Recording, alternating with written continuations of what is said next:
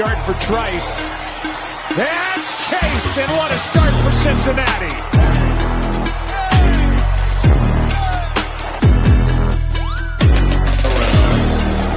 And he has the football for Saluba. Bijan Robinson, he's got a hand. His first NFL touchdown.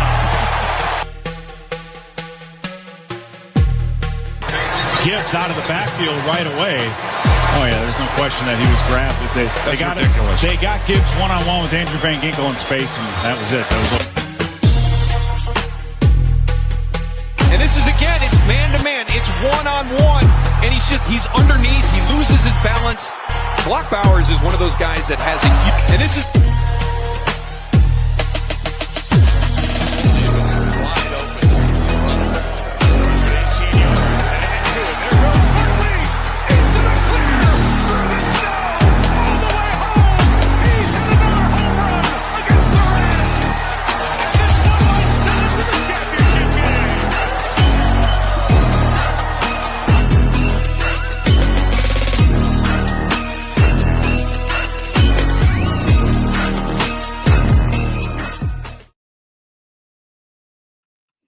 What is up, everybody? Welcome back to another edition of the Fatboyz Dynasty Podcast, presented by the Fantasyholics Podcast Network.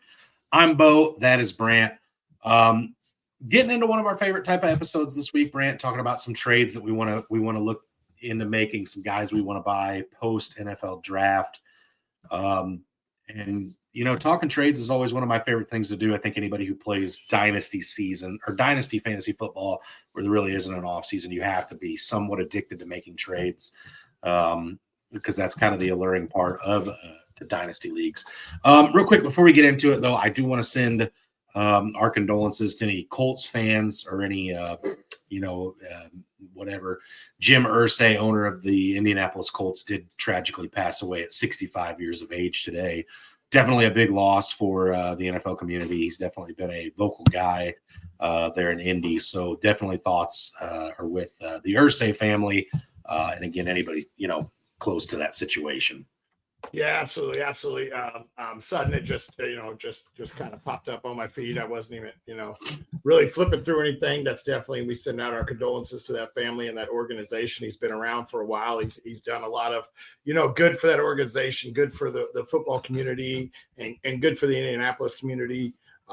We like I said, for the Fatboyz and the Fantasyholics, we send out the best wishes and, our condolences and everything. Absolutely.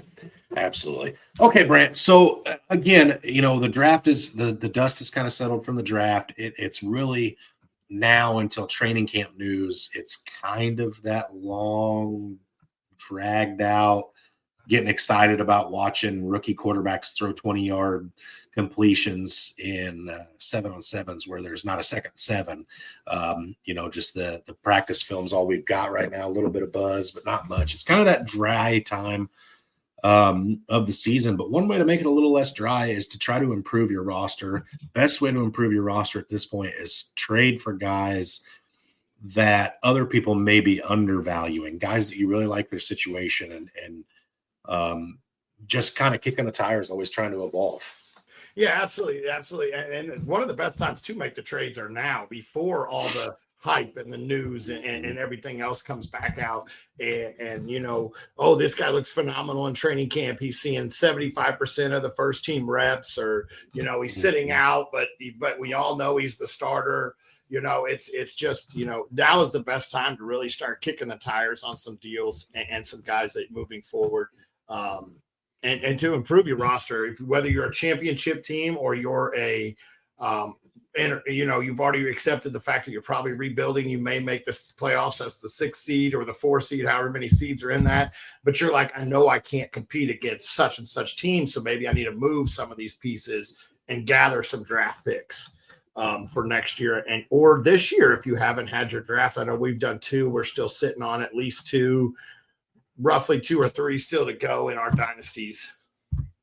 Yeah, and again, I think for those of us that do draft early, obviously you and I were involved in several drafts the weekend after the NFL draft concluded. So I think there's a level of excitement there too. Those of us that draft really early, and then it creates that long drawn out feeling, or the leagues like where we're at in some of our home leagues where we don't draft until like, week 2 before the season. There's the only excitement we have is from doing trades and acquiring some players that we're really buying in on this offseason. So Brant, I'm going to ask you that you go first. We're going to talk about why we like the player just a little bit, and then we're going to talk about some real life value that has happened across fantasy platforms in the last week or so, and just kind of see what the current price is and if you're willing to pay that. Yeah, absolutely. I'm going to kick it off with a quarterback here that you and me have talked about quite a bit in this offseason. That's Trevor Lawrence. The hype's there. The hype's there a little bit with the team. I don't think it's really him. They lost all their weapons. They cut Ingram, or they traded Ingram. They cut Christian Kirk, or traded Kirk. I'm not even sure exactly, but really everything was like before the draft. They're like, who's he throwing the ball to? And right now he's got the new weapon in Travis Hunter, and he finished as QB 27 last year. I understand he only did play in 10 games. He's still only 25 years old. This was supposed to be the next generational talent when he came out to Jacksonville. And now, he struggled last year. He struggled his rookie year, finishing outside of the top 20 in 2 years. And so a lot of people are not completely sold on him. And right now is the chance to really probably get after him and get him low. All right, Brant. So are you ready for some current real life trade prices that have gone down for Trevor Lawrence? Mm-hmm. See how you're feeling about this. All right, first one I've got for you is a pick swap and a quarterback swap. You give up Dak Prescott in the 107 in this year's draft. You get Trevor Lawrence in the 110. So I moved back 3 spots. I don't think I am going to take that. I like that 107. You're right there at that spot where you can actually get the running back or a running back in this draft. You got Dak, who just got a new weapon and finally gets a real threat as a number 2 target guy there. So I think I would probably hold on to Dak. I think the ages are very similar as well. I don't think there's much of an age difference between those two. Okay. Geno Smith, Brian Robinson, and a 2026 second rounder to get Trevor Lawrence. I'd make that deal. I would take Trevor Lawrence. I don't believe in the Geno thing. I do think he has maybe one good year left in him. He does have some decent weapons in there. Brian Robinson, they've already talked about trying to replace him. I know they really didn't do a whole lot to replace him, but I do think I would take Trevor Lawrence in that one. Okay. Last one I'll throw at you. Trevor Lawrence for Matthew Stafford and Luther Burden.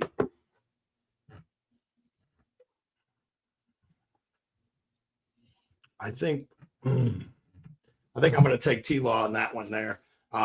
Stafford's coming to the end of his career, so I think I take the youth there. Burden has a lot. He's a great wide receiver. You and me have talked about it, but there is a lot of mouths to feed in that offense. I'm glad that one at least made you think a little bit, Brant, because that was my trade from one of my leagues. You're not in this one, but yesterday I made that trade when I have one of the worst rosters I've ever owned. I took over an orphan team last year, trying to slowly make it mine. That's legitimately my trade on sitting on Dynasty Daddy right now, and I caught some flack for it after I made that trade. But so you got which end of the trade were you on? I sent Trevor Lawrence to get Matthew Stafford and Luther Burden. I want to preface this by saying this roster is so bad that I traded one starter and received 2. The plan is to ultimately flip Matthew Stafford as the season progresses. And some team that's contending needs a quarterback for whatever I can get. But yes, I was trying to get younger at a position of impact and wide receiver. Yeah, it is a super flex league, but so I'm probably 3 years from competing in that league. It's the worst league I've ever owned. So there you go.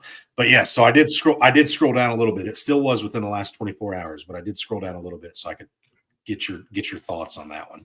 So the first player I'm going to talk about is a wide receiver, and it's a wide receiver that signed pretty early into free agency. So the hype around this player has kind of died a little bit. Excuse me, because I slammed my phone down there. And also this team added I believe, a 4th round wide receiver in the draft that everybody's slowly really falling in love with. And I'm talking about Stephon Diggs now with the New England Patriots. Is coming off of a little bit of an injury. So obviously there might be a slow start. Team did draft Kyle Williams, who everybody's kind of going ham over at this point. But my biggest thing for Stephon Diggs is I think the New England Patriots came out and kind of said, hey, we want to make sure we get Drake May some weapons. Last year, he kind of looked good without much, Kayshon Boutte and all the other train wrecks that were in New England. Hooper, I believe, was still there last year. And they come out and add a pretty good running back that can catch passes out of the backfield and TreVeyon Henderson, draft Kyle Williams, and then their first order of business in free agency was signing Stephon Diggs. Or I guess not their first order of business. They brought him in on a couple visits and signed him. But they did bring him in for that first visit early. I think the value on Stephon Diggs alone makes him intriguing to me, Brant, because this is a guy that could be, down the stretch, could still be a low-end wide receiver 2 if he ends up being the alpha in New England, and you're not paying could be alpha prices for him at this point.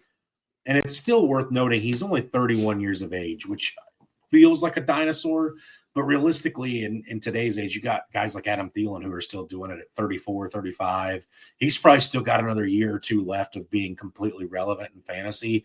And again, the prices people are paying for Stephon Diggs right now is something that I salivate at a little bit. So I'm going to walk you through a few of these, Brant. I'm going to pick and choose. I'm going to cherry pick. I'm going to pick 2 that I would take and try to find one that I wouldn't, just to see if you're on the same page as me. Isaiah Pacheco straight up for Stephon Diggs. I'll take Stephon Diggs in that one. You're not sure what that backfield's going to look like. He's a 7th round draft pick. Pacheco is. They added one later in the draft that year. So I think I would take Diggs in that. Yep, I would take Diggs as well. Stephon Diggs for Jalen Noel and a 3rd round rookie pick in next year's draft. If I'm competing, I'm taking Diggs. If I need that rebuild here, I'm taking Noel in that pick because I think Noel's going to take over that Tank Dell role and just flourish there in Houston. So I do think I would take Diggs if I'm competing because I think this is a 1 or 2 year competition. Alpha wide receiver there. Competing window. Sorry. I agree. I think there's probably a small shelf life for him. But yes, I think I'm still making that at this point. All right, here's one that I don't think I would do, Brant. I think you're probably on the same page as me. This is a pretty deep draft for wide receivers. Stephon Diggs, but it cost you the 203 and the 209 in the 2025 draft. No, I don't think I'm taking it because as we've seen in a lot of our drafts is a lot of the running backs are going in that first round. So a lot of these names, a lot of these receivers are slipping out, and it is a very deep draft. So I don't think I am going to take that one. Okay. All right. So we were kind of in sync there, 2 that we'd take and 2 we would, or 1 we wouldn't. So, all right, Brant, who's your next guy? So my next guy is a Chicago Bear. I thought I was going to roll right into it off of the Luther Burden talk. And that's DeAndre Swift. I'm trading for DeAndre Swift. Everyone's like, oh, he's going to get ran out of town again by Ben Johnson, everything else. He's still only 26 years old. The only addition they brought in that backfield, now they do have Roschon Johnson still, who I still think will have that Montgomery role of being the pounder inside the red zone. But they only added a 7th round draft pick. They upgraded that offensive line. You can't stack the box against Swift. You can't do that in Chicago because they have way too many weapons on the outside. So DeAndre Swift is a guy, he's still only 26 years old. DeAndre Swift is a guy that I'm looking to add. All right. Here you go, Brant. The 301 and the 304 in this year's draft are DeAndre Swift. I'll take Swift there. That's a potential RB1, and you only have to give up 2 third-round draft picks. He could finish top 12. We saw what Gibbs was capable of in a Ben Johnson offense. So yeah, I think I would take Swift because you're almost guaranteed an RB2 finish inside the top 24 with the potential of an RB1. All right.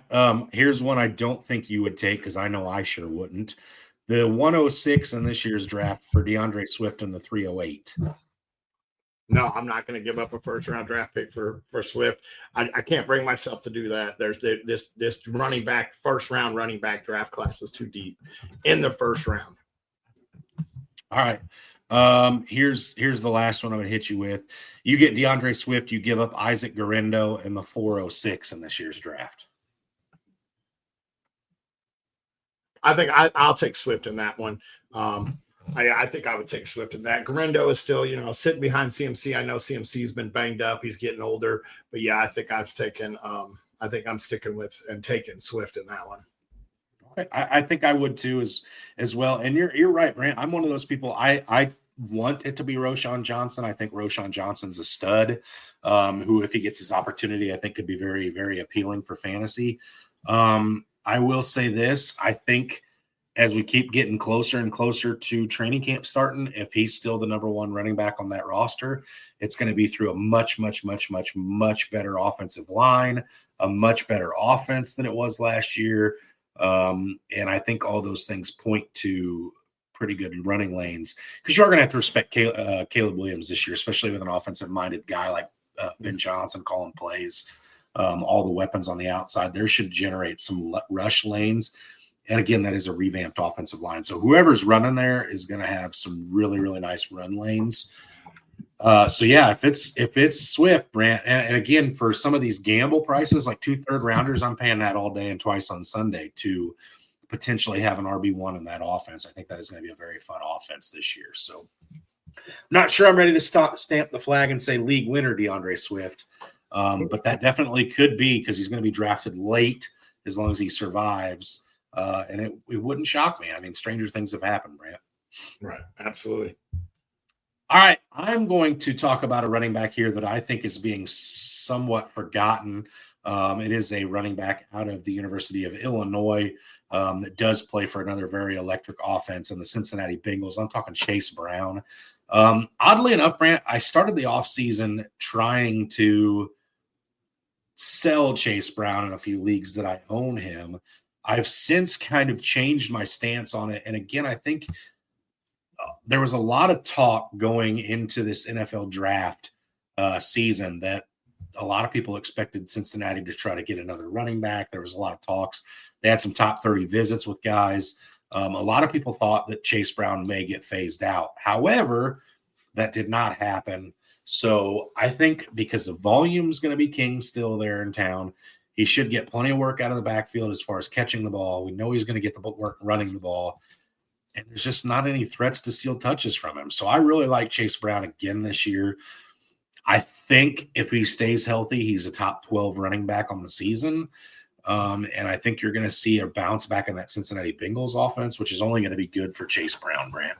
Yeah, well, while you bring some of that up, I'm going to talk about Chase Brown. I love this because I think Cincinnati has seen that they have to run the ball a little bit better than they have in the past in order to keep winning these games. Because this year they blew how many leads, or they scored 40 points and still somehow lost. Mm-hmm. They have to control the ball more. You can't just I understand the weapons are phenomenal on the outside, but you can't just 1-2 plays score and then expect your defense to be on the field as much as they were. So I do think that they're going to lean on Chase Brown a little bit more this year. And I think he still had to be close to 200 touches last year. Yeah, I think he was well used. This is a guy who was a fantasy asset. I'm looking him up right now. Okay. This is a guy that was well used down the stretch. Just 229 carries last year, 7 touchdowns, 65 receptions. There's the value, Brant. 54 receptions, 11 total touchdowns last year between receiving and rushes. So definitely some value to be had there with Chase Brown. Now, wait till I start telling you some of these prices, Brant. All right, I get Chase Brown and a 2026 third-round pick. All I have to give up is Travis Etienne. I'm doing that all day. You're getting Chase Brown and a pick. I'm doing that all day. This guy finished inside the top 12 in PPR league last year and playing in 16 of 17 games. I'm absolutely going to take Chase Brown. Yep. All right, here you go, Brant. I get Chase Brown and the 104 in this year's draft, and all I have to do is give up Jaden Reed in the 106. You're getting Chase Brown and what? And the 104. Okay, so you're moving up. I give up the 106 and Reed. You're giving up a guy that could possibly get phased lower in that pecking order in Green Bay. Yeah, I'm taking that one. Yep. Here's one I don't think I'm going to do, Brant. The picks are kind of intriguing in this, but I still think I'm going to hold off. I get Chase Brown and the 107. I give up Ladd McConkey and the 208. I would definitely have to sit on that one a little bit and think about it, and look at my needs. That one's a need basis because Ladd does still have value. Herbert actually was almost making my board as my quarterback to trade for. So that's one. I'm probably keeping Ladd and keeping Ladd in that one. But that one is if I have a need at running back, because you said I'm getting Chase and a first. I'm giving up Ladd in a second. So I could possibly, if my need is running back, I'm going to take that because that could possibly solidify 2 running backs right off the rip for me. Yeah, I mean, the 107 is certainly intriguing. But again, I think when you talk about Ladd McConkey, you're talking about a guy that people slept on last year and I think really woke up to really early. So again, I think my reason for saying I would not take that is because the shelf life of a wide receiver in dynasty football versus the shelf life of a running back is going to be a dramatic difference. And you're going to have Ladd McConkey for many, many, many, many, many more years than you will Chase Brown. Absolutely. So my wide receiver, this is the one I think is going to be a little eye-popping because everybody's been hating on this team all offseason. My wide receiver I'm trading for is Jerry Jeudy. 26 years old still. The only true number one. You have Cedric Tillman fighting for the number 1 spot with him. You do have David Njoku still there. I don't think this team is going to be as competitive as we've seen them in the past. I know last year was a really weird year for them, but I think they're still going to be playing from behind.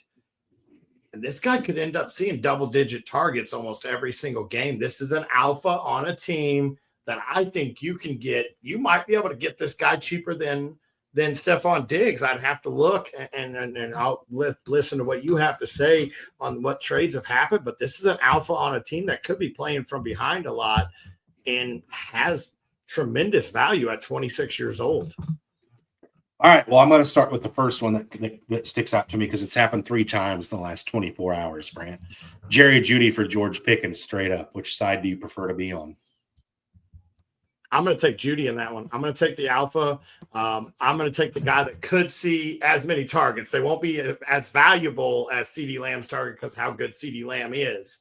But this guy could end up seeing the same amount of targets that just, like I said, won't be as valuable as a CeeDee Lamb, which is probably going to be at least 30 to 40 higher than what Pickens will see, at least. You know, I think I might have been on the Pickens side of it until I realized Pickens actually has a higher drop ball rate than Quentin Johnston, which was a creative little post the Fantasy Holics page had out the other day, had a blind ranking of 3 wide receivers and they showed drop rates and Pickens' drop rate was almost double Quentin Johnston, which was kind of shocking to me because I'd always pictured, I never owned Pickens, so I never watched him that intently, but I just envisioned him in my brain as this guy who goes up and strong hands the ball and always comes down with it. And that's just not the case. I learned about his drop rate when I made the mistake of him having 4 catches in one game and put a little chump change on it. And he had 1 catch with like 8 targets. So yes, I learned his drop rate real bad that week. All right, let me get back into this. Here's another straight up wide receiver for wide receiver. Jerry Jeudy or Cortland Sutton? Former teammates in Denver there. I think I'm going to take Jeudy on this one. This is a tough one, but I think I'm going to take Jeudy. I like what is happening in Denver right there, but there's a lot of mouths that could possibly be pecking at some of Sutton's balls there, and so I do like Jeudy in that one. All right. Last one I'm going to hit you with. Last one I'm going to hit you with. You get Jerry Jeudy and a second round in next year's draft, but you're giving up T. Higgins to do so. I'm keeping T. Higgins. I can't get rid of a guy getting passes from Joe Burrow. I got to keep T. Higgins. He's been so valuable. So Jerry Jeudy's price tag's a little higher right now than I think maybe you envisioned because of the simple fact that he is the dog there. Mm-hmm. So thought a lot of people would be sleeping on him when I put that name out there, just because everyone's been questioning what the Browns are going to do. They brought in their replacement for Nick Chubb, but they brought in a huge quarterback competition with draft picks, and then you still have all that money tied up. So yeah, I thought a lot of people would be sleeping on Jeudy. Yep.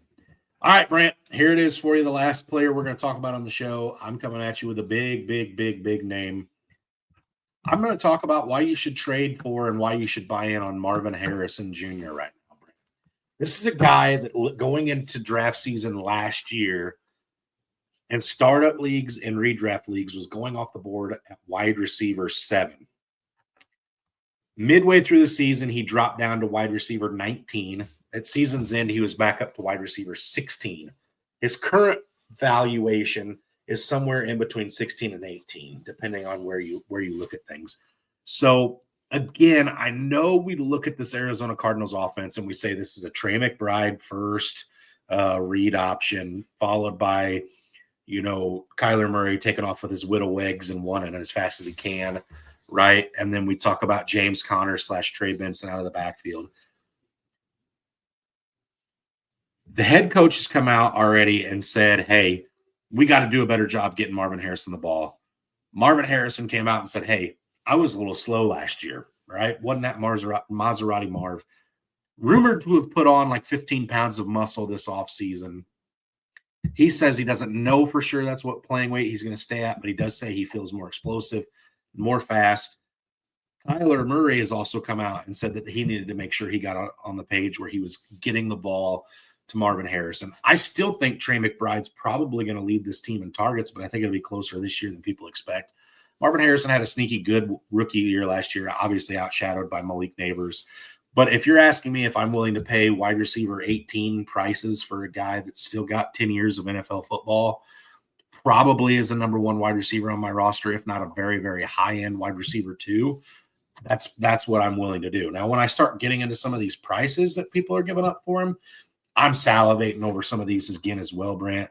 If I was in a position to do these, I would not think twice. First one, Marvin Harrison, you get him, you give up pick 106 and pick 211. I'm going to take Marvin Harrison because you're not getting one of the top 10 or top tier wide receivers there most likely. So I think I'm going to go with Marvin Harrison on that one. Yep. Again, Marvin Harrison for the pick 110 and a third next year. I'm taking Marvin Harrison there. Let me see if I can find one where maybe you don't take Marvin Harrison. Non-tight end premium. This one just went down. You get Marvin Harrison, you give up TJ Hawkinson and T. Higgins.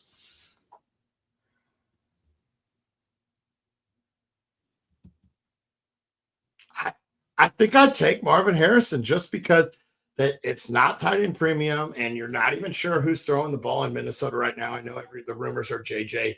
I think I'm going to take Marvin Harrison in that one. It's tough because I do like T. Higgins, but I do think I'd take Marvin Harrison. All right, I'm curious to see where you lean on this one. This is the last one I'm going to hit you with here, Brant.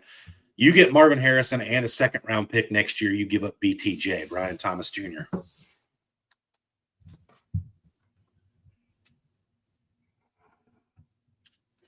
So I got to give up Marvin Harrison and a pick for BTJ. I'm getting the pick.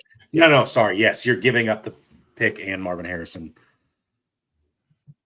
I think I'm going to take Marvin Harrison. I still think I'm going to take Marvin Harrison on that one. That one is definitely a head scratcher a little bit, but I do think I take Marvin Harrison. Prices are juicy right now. I mean, people are down on him. Obviously, when you have a player that everybody says is the number 1 overall player in Dynasty rookie drafts and comes out as probably wide receiver 3, player 4 or 5 behind Brock Bowers, Brian Thomas Jr., Malik Neighbors, people start to think about that. People remember those things, right? And so again, if you're able to go buy this guy for those prices, Brant, I think those are prices that are worth paying. And again, it's something to get awful excited about if I'm looking and seeing Marvin Harrison on my squad all of a sudden. Yeah, absolutely. Absolutely. It definitely is. He's definitely a guy that could easily take over the role.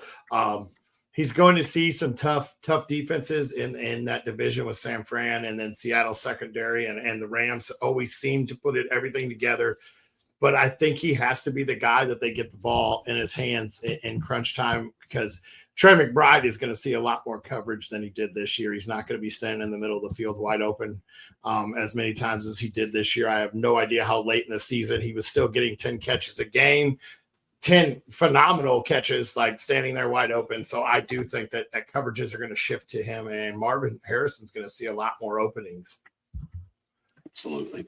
All right. So I think that kind of does it for this week's players. I will ask, if I can put you on the spot right now, Brant, what's one player that you wouldn't touch with a 10-foot pole, and one player, you don't have to give me any reasoning, just a name, one player you wouldn't touch with a 10-foot pole, and one player that if you had on your roster, you would be selling him as quick as you could be at this point, that other people are high on? DK Metcalf. You have no idea who's throwing the ball. He just lost Pickens. I don't think I'm touching him. I understand I do own him, unfortunately. I'm trying to figure out exactly in that lineup already, how do I not have to start DK Metcalf? I don't trust it. Even if they sign Aaron Rodgers, I don't know if I trust it. There's nobody else to take coverage away from him. So, yeah, DK I'm not touching. And then what was the other one? That was it. Okay. That was it. I just kept prefacing it there a little bit. Yeah, I think for me, Brant, I think if I had to do it, I'm going to say, I put you on a spot here and didn't even think about this at all myself. Who's Breece Hall, I think, is the guy for me. Number one traded running back on Dynasty Daddy right now. We actually just had him get traded in our home league. I think I'm kind of fading Breeze a little bit this year, Brant. Maybe I'm wrong for doing so. But the talk was that the Jets team was looking to move on from him during the NFL draft. Didn't happen.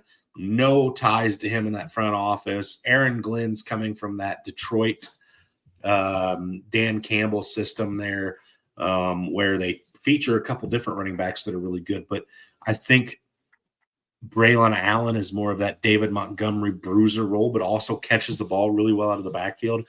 I'm very much in on Braylon Allen this year. I don't know how I feel about Breece Hall's long-term value, so I wouldn't touch it at all right now. I don't know what the price would have to be for me to say, yeah, I'll take Breece Hall, but it's got to be pretty low because I wouldn't pay much to get him right now. Yeah, that's a tough one to go with. The trade rumors, another running back that I'm gonna. I know you put me on the spot. I'm just gonna add this one, Travis Etienne.